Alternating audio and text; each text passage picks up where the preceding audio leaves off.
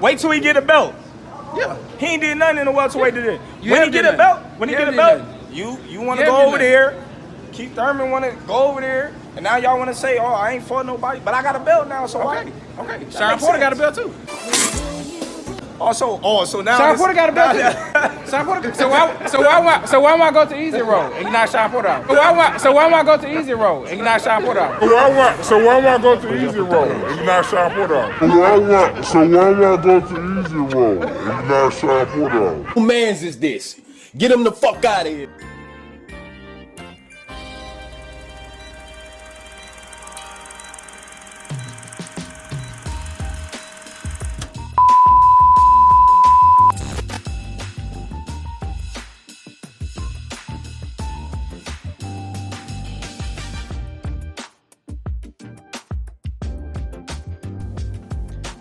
What I do, YouTube? It's your boy King David in this thing, and I'm back at y'all again with another video.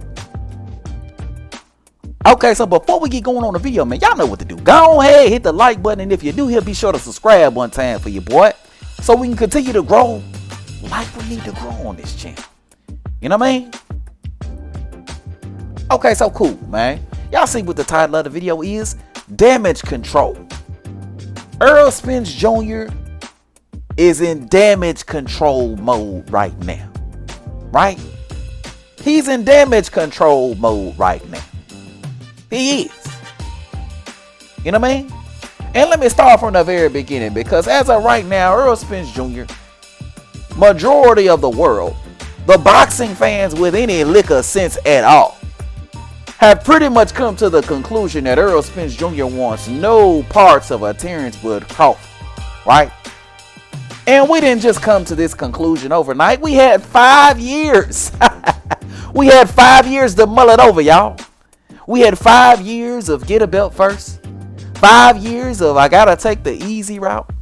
5 years of 60-40, 70-30, 80-20. 5 years of he's on the wrong side of the street. Excuse after excuse. Contradiction after contradiction on behalf of Errol Spence Jr.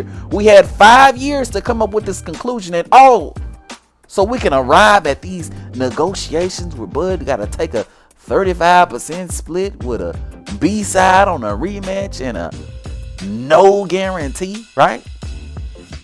5 years for the world to come to this conclusion, right? And Errol Spence Jr. pretty much has been classified, labeled as the biggest duck in professional boxing, right? So right now, Errol Spence and Team Errol Spence, they're in damage control mode, and there's really 3 reasons why I believe this, right? 3 reasons why I believe that Errol Spence Jr. and Team Errol Spence Jr. are in damage control mode, right? Reason number 1 why they're in damage control mode. Floyd Mayweather comes out and he says that all the reports that Mike Coppinger has been giving are lies, right? He says that they're all lies, right? But why would Floyd Mayweather come out and respond to what Mike Coppinger says all of a sudden, when Mike Coppinger has been reporting different things pertaining to the PBC for years? He's been reporting Errol Spence Jr. numbers, right? He's been reporting Deontay Wilder numbers, and there's been no situation where Floyd Mayweather has ever come out and called Mike Coppinger a liar. So why now is Floyd feeling compelled to do that, if not for damage control, right? Floyd Mayweather understands that Errol Spence Jr.'s brand has been taking a plummet lately and trying to make up for the damage done to Errol Spence Jr. Damage control, y'all. Damage control. Then Floyd Mayweather makes Errol Spence look even worse as he's trying to do damage control by saying the fight ain't happening. Even though Terence Crawford got the belt, even though he crossed the street, even though he agreed to the ridiculous low ball, he still comes out of his mouth and says the fight ain't happening. Right?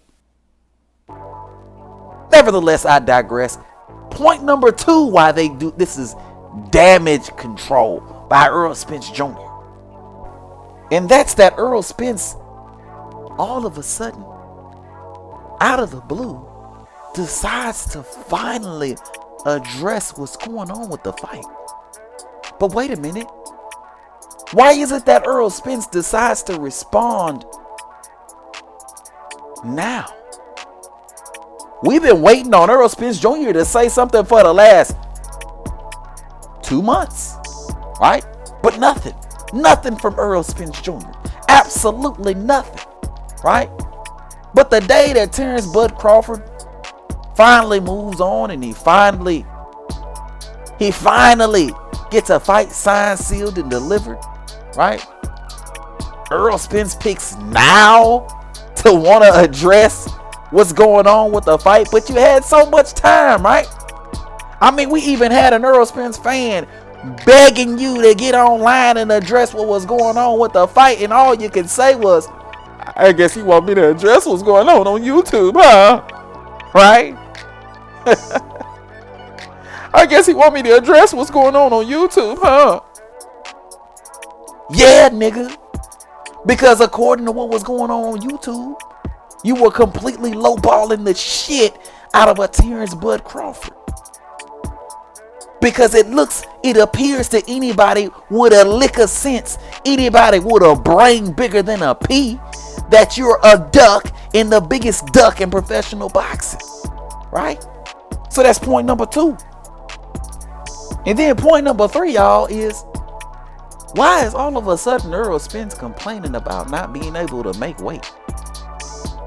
How is the weight all of a sudden a problem again, right? So let me get this straight.